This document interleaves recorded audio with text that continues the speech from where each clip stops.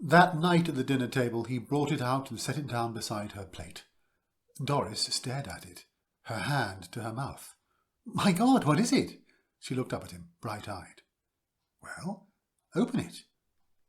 Doris tore the ribbon and paper from the square package with her sharp nails, her bosom rising and falling. Larry stood watching her as he lifted the lid. He lit a cigarette and leaned against the wall. "A cuckoo clock!" Doris cried. "A real old cuckoo clock, just like my mother had." She turned the clock over and over. "Just like my mother had, when Pete was still alive." Her eyes sparkled with tears. "It's made in Germany," Larry said. After a moment he amended, "Carl got it for me wholesale. He knows some guy in the clock business. Otherwise I wouldn't have—" He stopped. Doris made a funny little sound. "I mean, otherwise I wouldn't have been able to afford it." He scowled. "What's the matter with you? You've got your clock, haven't you? Isn't that what you want?" Doris sat, holding onto the clock, her fingers pressed against the brown wood. "Well," Larry said, "what's the matter?"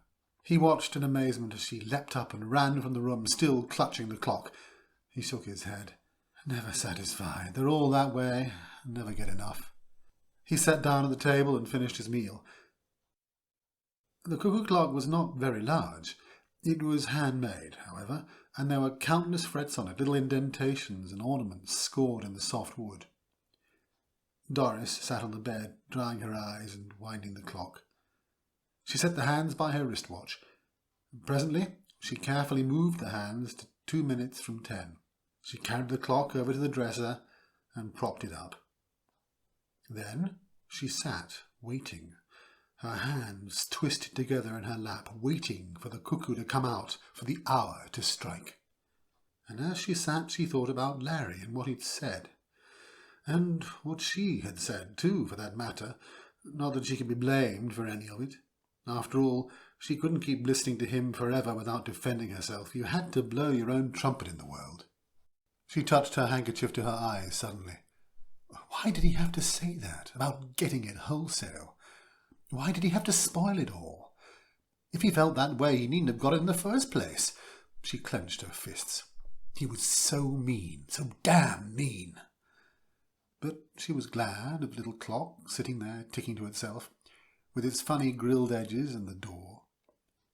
Inside the door was a cuckoo waiting to come out. Was he listening, his head cocked on one side, listening to hear the clock strike so that he would know to come out?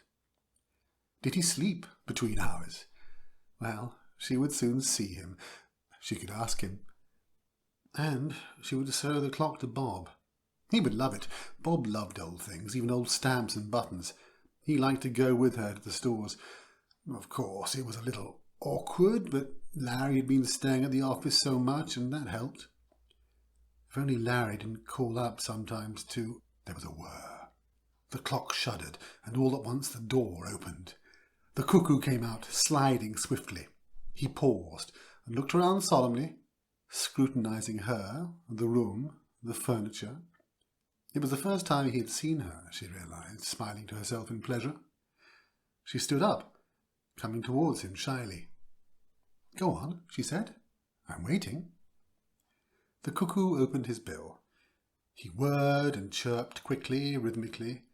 Then, after a moment of contemplation, he retired, and the door snapped shut. She was delighted. She clapped her hands and spun in a little circle. He was marvellous, perfect. And the way he had looked around, studying her, sizing her up. He liked her, she was certain of it, and she, of course, loved him at once, completely. He was just what she had hoped would come out of the little door. Doris went to the clock. She bent over the little door, her lips close to the wood. "Do you hear me?" she whispered. "I think you're the most wonderful cuckoo in the world." She paused, embarrassed. I hope you like it here." Then she went downstairs again, slowly, her head high. Larry and the cuckoo clock never really got along well from the start. Doris said it was because he didn't wind it right, and it didn't like being only half wound all the time. Larry turned the job of winding over to her. The cuckoo came out every quarter hour and rang the spring down without remorse, and someone had to be ever after it, winding it up again. Doris did her best, but she forgot a good deal at the time. Then Larry would throw his newspaper down with an elaborate weary motion and stand up. He would go into the dining room where the clock was mounted on the wall over the fireplace.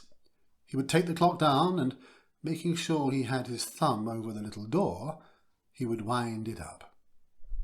"Why do you put your thumb over the door?" Doris asked once. "Well, you're supposed to." She raised an eyebrow. "Are you sure? I wonder it is that you don't want him to come out while you're standing so close."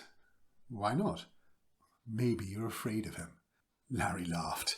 He put the clock back on the wall and gingerly removed his thumb. When Doris wasn't looking, he examined his thumb.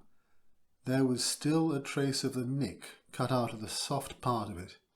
Who or what had pecked at him? One Saturday morning, when Larry was down at the office working over some important special accounts, Bob Chambers came to the front porch and rang the bell. Doris was taking a quick shower. She dried herself and slipped into her robe. When she opened the door, Bob stepped inside, grinning. "Hi," he said, looking around. "It's all right. Larry's at the office." "Fine." Bob gazed at her slim legs below the hem of her robe. "How nice you look today." She laughed. "Be careful. Maybe I shouldn't let you in after all." They looked at one another, half amused, half frightened. Presently Bob said, "If you want, I'll—" No, for God's sake." She caught hold of his sleeve. "Just get out of the doorway so I can close it. Mrs. Peters lives across the street, you know." He laughed as she closed the door. "I want to show you something," she said. "You haven't seen it." He was interested. "An antique, or what?" She took his arm, leading him towards the dining room. "You'll love it, Bobby." She stopped wide-eyed. "I hope you will. You must love it. It means so much to me. He means so much." "He?" Bob frowned. "Who's he?" Doris laughed. "You're jealous. Come on." A moment later they stood before the clock looking up at it. "He'll come out in a few minutes. Wait until you see him. I know you two will get along just fine." "What does Larry think of him?" "Oh, they don't like each other. Sometimes when Larry's here he won't come out. Larry gets mad if he doesn't come out on time. He says—" "Says what?" Doris looked down. "He always says he's been robbed, even if he did get it wholesale." She brightened. "But I know he won't come out because he doesn't like Larry. When I'm here alone, he comes right out for me every 15 minutes, even though he's really only supposed to come out on the hour." She gazed up at the clock. "He comes out for me because he wants to. We talk. I tell him things. Of course, I'd like to have him upstairs in my room, but it wouldn't be right." There was a sound of footsteps on the front porch. They looked at each other, horrified.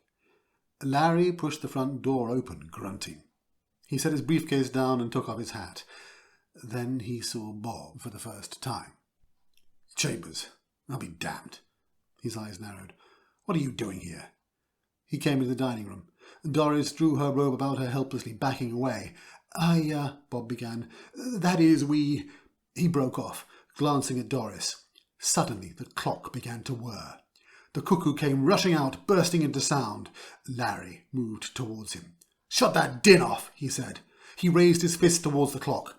The cuckoo snapped into silence and retreated. The door closed. "That's better." Larry studied Doris and Bob, standing mutely together. "I came over to look at the clock," Bob said. "Doris told me it's a rare antique and that—" "Nuts! I bought it myself." Larry walked up to him. "Get out of here."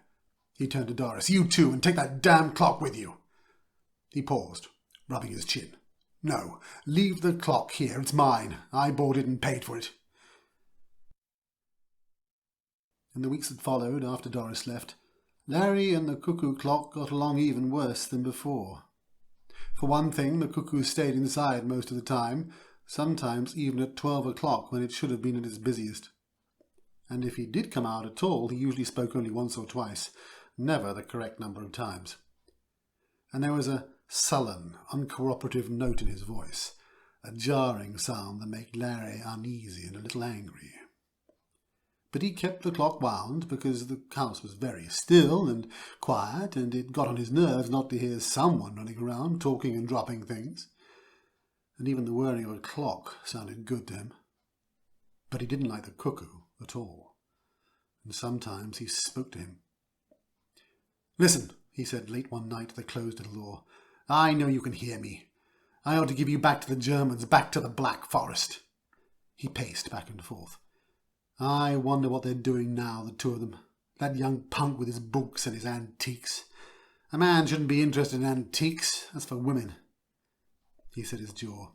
"Isn't that right?" The clock said nothing. Larry walked up in front of it. "Isn't that right?" he demanded. The clock said nothing. "Don't you have anything to say?" He looked at the face of the clock. It was almost 11, just a few seconds before the hour. "All right, I'll wait until 11. Then I want to hear what you have to say. You've been pretty quiet the last few weeks since she left." He grinned wryly. "Maybe you don't like it here since she's gone," he scowled. "Well, I paid for you, and you're coming out whether you like it or not. You hear me?" 11 o'clock came. Far off, at the end of town, the great tower clock boomed sleepily to itself. But the little door remained shut. Nothing moved. The minute hand passed on, and the cuckoo did not stir. He was someplace inside the clock, beyond the door, silent and remote. "All right, if that's the way you feel," Larry murmured, his lips twisting. "But it isn't fair. It's your job to come out. We all have to do things we don't like." He went unhappily into the kitchen and opened the great gleaming refrigerator. As he poured himself a drink, he thought about the clock. There was no doubt about it. The cuckoo should come out, Doris or no Doris. He'd always liked her from the very start. They got along pretty well, the two of them. Probably he liked Bob too. Probably he'd seen enough of Bob to get to know him. They'd be quite happy together, Bob and Doris and the cuckoo. Larry finished his drink. He opened the drawer at the sink and took out a hammer. He carried it carefully into the dining room. The clock was ticking gently to itself on the wall. "Look," he said, waving the hammer. "You know what I have here. You know what I'm going to do with it. I'm going to start on you first." He smiled. "Birds of a feather. That's what you are, the three of you." The room was silent. "Are you coming out, or do I have to come in and get you?" The clock whirred a little. "I hear you in there. You had a lot of talking to do, enough for the last 3 weeks. As I figure it, you owe me." The door opened. The cuckoo came out fast, straight at him. Larry was looking down, his brow wrinkled in thought. He glanced up, and the cuckoo caught him squarely in the eye. Down he went, hammer and chair and everything, hitting the floor with a tremendous crash. For a moment the cuckoo paused, its body poised rigidly. Then it went back inside the house. The door snapped tight shut after it. The man lay on the floor, stretched out grotesquely, his head bent over to one side. Nothing moved or stirred. The room was completely silent, except, of course, for the ticking of the clock. "I see," Doris said, her face tight. Bob put his arm around her, steadying her. "Doctor," Bob said, "can I ask you something?" "Of course," the doctor said. "Is it very easy to break your neck, falling from so low a chair? It wasn't very far to fall." I wonder if it might not have been an accident. Is there any chance it might have been—" "Suicide?" The doctor rubbed his jaw. "I never heard of anyone committing suicide that way. It was an accident, I'm positive."